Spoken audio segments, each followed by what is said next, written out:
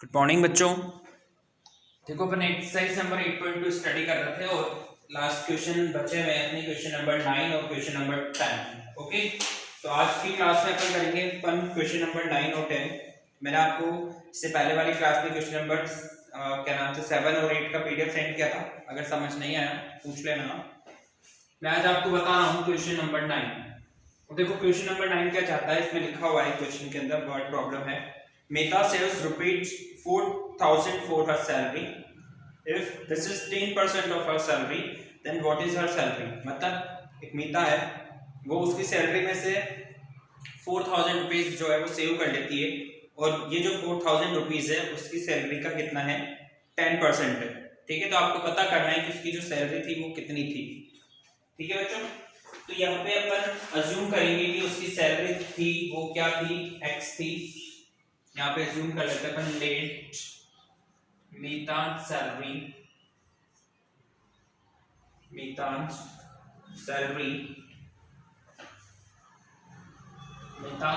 P x. ठीक है, अब ये बोल रखा है कि 10% ऑफ हर सैलरी, तो यहाँ पे लिखेंगे so 10% of her salary is equals to कितने रुपीस हैं 4,000। ठीक है, तो यहाँ पे आपको क्या करना होगा, देखो सैलरी को अपन ने क्या अज्यूम किया है, x अज्यूम किया है, तो यहाँ पे लिखेंगे 10% of x is equals to 4,000। ठीक है, इसको अपन कन्वर्ट करें तो 10 इंटू परसेंटेज की जगह पे लिखते हैं अपन 1/100, ऑफ की जगह पे मल्टीप्लाई का साइन और x इज इक्वल्स टू 4,000। ठीक है बच्चों, अब देखो यहाँ पे क्या होगा, इसको सॉल्व करें अपन तो इस वाली जीरो से तो ये वाली जीरो कट हो जाएगी, इसको क्रॉस मल्टीप्लाई करेंगे तो x इज इक्वल्स टू होगा 4,000 इंटू ये 10 जो है कहाँ पे चला जाएगा, इधर चला जाएगा। ठीक है, तो 4,000 में एक और जीरो अपन इंक्रीज कर देंगे तो कितना हो जाएगा ये 40,000। मतलब जो उसकी सैलरी थी वो कितनी थी 40,000 थी। ये आपका आंसर होगा। ठीक है, मैं एक बार चेक कर लेता हूँ, वैसे तो ये आंसर होगा क्योंकि 10% जो 40,000 का होगा वो कितना होगा, इतना ही होता है। ठीक है ना, तो ये अपना क्वेश्चन नंबर 9 का 8.2 का जो मैंने आज आपको समझाया है। अभी एक और क्वेश्चन अपना बचा हुआ है। ओके, समझ में आया क्वेश्चन को? छोटा सा क्वेश्चन था, इतना ज्यादा, क्योंकि कभी कभी क्या होता है कि लास्ट में जो क्वेश्चन होते हैं वो ज्यादा टफ नहीं होते हैं, तो आपको ऐसे सोचने की जरूरत नहीं है। देखो सैलरी को अपन एक्स अज्यूम कर लिया, जो क्वेश्चन में बोल रखा था वो 4,000 था। ठीक है, 10%। ठीक है, परसेंट की जगह पे 1/100 लिखेंगे, x की जगह पे x लिखा, ऑफ की जगह पे मल्टीप्लाई, 0 से 0 कट गया, ये 10 इधर पहुंच जाएगा, यहाँ पे क्रॉस मल्टीप्लाई करेंगे तो ठीक है ना, तो ये सैलरी आ रही है उसकी। ओके, अब अपन करते हैं इसका लास्ट क्वेश्चन, क्वेश्चन नंबर 10, और वो भी इसी तरीके से है, ज्यादा हार्ड नहीं है। ठीक है, तो क्वेश्चन नंबर 10 अपन कर लेते हैं। अगर आपको 8.2 में से कोई सा भी क्वेश्चन समझ में नहीं आया हो तो आप मुझे बताना, मैं उसका, वैसे तो सारे क्वेश्चन लगभग वीडियो और पीडीएफ को मिला के सारे क्वेश्चन अपने सॉल्व हो जाते हैं। अगर आपको पीडीएफ में से कुछ समझ में नहीं आता हो तो आप पूछ सकते हैं। ठीक है ना, देखो 10th क्वेश्चन में लिखा हुआ है कि a local cricket team played 20 matches in one session.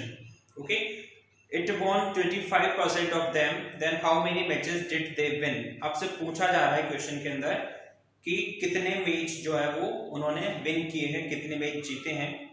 Total cricket team played 20 matches, मतलब 20 मैच तो टोटल खेले हैं और 25% जो है उन्होंने वॉन किए, मतलब जीते हैं। तो आपको नंबर ऑफ मैचेस पता करना है। ठीक है बच्चों, तो यहाँ पे देखो अपन क्या लिखेंगे, नंबर ऑफ मैचेस, ये पूरा लिख लेते हैं। क्या लिखा हुआ है, नंबर ऑफ मैचेस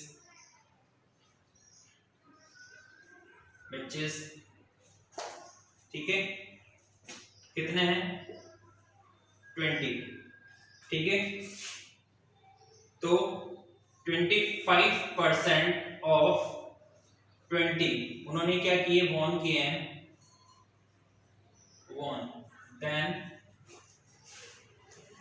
ठीक है,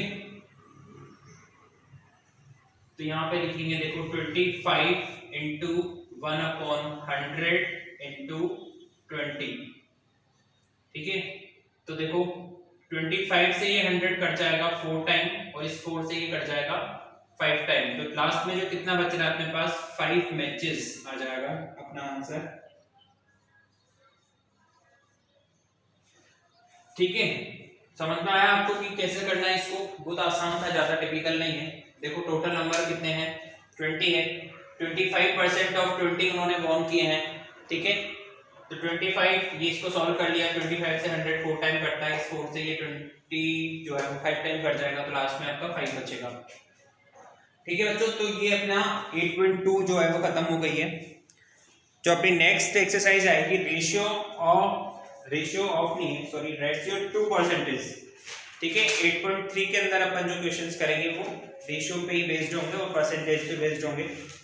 ठीक है, तो ये वाले क्वेश्चन मैं आपको थोड़ा सा समझा देता हूँ कि अपन को 8.3 में जो है किस तरीके के क्वेश्चंस पढ़ने हैं।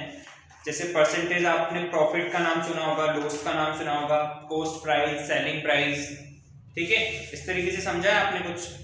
जैसे कोई भी चीज अपन खरीदने जाते हैं, कोई भी, जैसे आप डीमार्ट चले गए, ठीक है, तो डीमार्ट में तो कोई डिस्काउंट देता नहीं है आपको, मत जाना डीमार्ट, है ना, ऑलरेडी डिस्काउंट हो गया जाता है। डिस्काउंट कहाँ पे मिलता है अपन को? जैसे कोई क्लोथ परचेजिंग के लिए जाते हो आप, उसकी जो कॉस्ट होती है, कोई भी, जैसे आप क्या खरीदने गए, आप तो खरीद नहीं सकते ना, छोटे बच्चे हो आप, 7th क्लास में हो, आप आपके पेरेंट्स के साथ जाओगे खरीदने के लिए और अपन थोड़ी सी बार्गेनिंग कर देते हैं, भैया इसको थोड़ा सा कम करोगे ना, 1000 रुपए की आप जींस खरीदने चले गए तो थोड़ी सी बार्गेनिंग करने पे 100 रुपए वो कम कर ही देता है।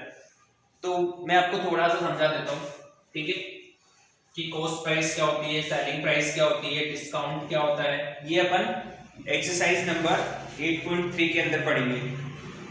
तो सबसे पहले तो अपन बात करते हैं कि कॉस्ट प्राइस क्या होती है। कॉस्ट प्राइस बच्चों, जो भी कोई भी जैसे ऑब्जेक्ट खरीदने गए, कोई भी आइटम आप खरीदने गए, तो उस पे जो एमआरपी लिखी होती है उसको बोलते हैं अपन कॉस्ट प्राइस, कि उस पे रेट कितनी मेंशन है। ठीक है, और जो आपको जो शॉपकीपर होगा वो उसको कितने रुपए में आपको सेल कर रहा है। ठीक है, एमआरपी कुछ और लिखी हुई है और उसको कितने रुपए में सेल कर रहा है, वो उसकी होगी सेलिंग प्राइस। देखो वैसे इसमें छोटी सी डेफिनेशन लिखी हुई है कि the buying price of any item is known as its cost price. ठीक है, और उसके बाद में देखो कॉस्ट प्राइस को आप सीपी से डिनोट करेंगे अपन, जो भी अपन क्वेश्चन करेंगे। ठीक है, कॉस्ट प्राइस को सीपी लिखेंगे, उसके बाद लिखेंगे अपन सेल प्राइस या सेलिंग प्राइस। ठीक है, उसको लिखेंगे अपन एसपी। और वैसे 7th क्लास में अपन पढ़ रहे हैं तो अपन को थोड़ा थोड़ा तो पता ही होगा। अब देखो मान के चलो कॉस्ट प्राइस, कोई भी आइटम आपका 1000 रुपीज का है, ठीक है, और किसी शॉपकीपर ने वो आपको 900 में दे दिया, तो क्या होगा बताओ? आपको प्रॉफिट होगा या लॉस होगा? हाँ बताओ, आपको प्रॉफिट होगा ना, 100 रुपए बच गए आपके, 100 रुपीज का आपको क्या हो गया, 100 रुपीज आपके प्रॉफिट में आ गए। तो यहाँ पे देखो कॉस्ट प्राइस जो है वो ग्रेटर देन है किससे? सेलिंग प्राइस से। ठीक है ना, कॉस्ट प्राइस जो है वो ग्रेटर देन है आपकी कहीं से? सेलिंग प्राइस से। तो क्या हो रहा है, आपको 100 रुपीज का फायदा हो गया ना? नहीं हुआ? नहीं हुआ, हो गया आपको फायदा। द बाइंग प्राइस में सही समझा रहा हूं आपको। कॉस्ट प्राइस अगर ज्यादा होगी तो क्या होगा? फायदा होगा, नुकसान होगा ना आपको? नहीं, मैं आपको दोबारा समझाता हूँ। देखो फायदा हो रहा है, वैसे कॉस्ट प्राइस 100 रुपीज की थी, ये जो शॉपकीपर होगा ना उसको तो नुकसान होगा। तो आप बताओ, आप शॉपकीपर बनोगे या फिर आप कस्टमर बनोगे? देखो अगर आप कस्टमर बनोगे तो इस सिचुएशन में जो है कॉस्ट प्राइस जो है वो ज्यादा है, ठीक है, पर आपको मिल रही, तो वो तो क्या होगा, आपको डिस्काउंट दे दिया उसने। ये जो मैंने आपको 100 रुपीज समझाया ना, ये कॉस्ट प्राइस ग्रेटर देन है कहीं से? सेलिंग प्राइस से, तो आपको डिस्काउंट मिला इस सिचुएशन में। क्या मिला? डिस्काउंट। कितने रुपीस का? 100 रुपीस का। तो ये डिस्काउंट कैसे काउंट करेंगे? इस कॉस्ट प्राइस में से सेलिंग प्राइस को आप जो है वो माइनस कर दोगे, तो आपको क्या मिल जाएगा? डिस्काउंट मिल जाएगा। देखो 100 रुपीस था, सॉरी 1000 था, तो ये 900 था, तो आपको क्या मिल गया? 100 रुपीस का डिस्काउंट मिल गया। ठीक है, प्रॉफिट और लॉस कब होगा ये अपन समझते हैं। देखो एक मैं सिचुएशन लिख के देता हूं आपको, फिर आप खुद पता करना है कि सर क्या होगा या क्या नहीं होगा। जैसे मान के चलो कि कॉस्ट प्राइस और सेलिंग प्राइस दोनों इक्वल है, तो इस सिचुएशन में क्या होगा? प्रॉफिट होगा या लॉस होगा? इस सिचुएशन में देखो ना तो प्रॉफिट होगा ना लॉस होगा, क्योंकि कोई भी आइटम जितने रुपए का था आपने उतने रुपए में खरीद लिया या बेच दिया। ठीक है, अब जैसे मान के चलो कॉस्ट प्राइस जो है वो ज्यादा है और सेलिंग प्राइस जो है वो कम है, cost price is greater than to selling price, और आप एक शॉपकीपर, आपकी शॉप है, ठीक है, और कोई कस्टमर आया, देखो ये 1000 रुपीज की कोई जींस थी और आपने 900 में बेच दी, शॉप आपकी है, इस सिचुएशन में आप कस्टमर नहीं हो, ठीक है, तो कॉस्ट प्राइस जो है वो ज्यादा है और सेलिंग प्राइस कम है, आपको क्या हो गया 100 रुपए का चूना लग गया, सॉरी 100 रुपीज जो है वो आपके नुकसान हो गया उस सिचुएशन में, तो यहाँ पे क्या होगा आपको लॉस होगा, इस सिचुएशन में क्या होगा लॉस होगा, ठीक है, आ रही है आपको बात समझ में। तो चलो आगे इस पे बेस्ड अपन जो क्वेश्चन है वो मैं आपको अगली क्लास में वापस समझाऊंगा, ठीक है, परसेंटेज हो गया, रेशियो हो गया, और समझेंगे अपन प्रॉफिट और लॉस परसेंटेज कैसे फाइंड आउट करेंगे, ठीक है, तो इसी पे इस पे बेस्ड अपन क्लास है अगली उसमें पढ़ेंगे, और ज्यादा बड़ी क्लास नहीं होगी अपनी, 8.3 एक्सरसाइज और बच रही है, ये चैप्टर खत्म हो जाएगा। ओके बच्चों, तो आप 8.2 में से जो भी क्वेश्चन आप पूछना चाहते हैं पूछ लेना, क्योंकि मैं नेक्स्ट क्लास में 8.3 के क्वेश्चन स्टार्ट करूंगा, ठीक है, जो कि अपने इस पे बेस्ड होंगे, इंटरेस्ट पे बेस्ड होंगे, cost price, selling price, discount, ठीक है बच्चों, थैंक यू।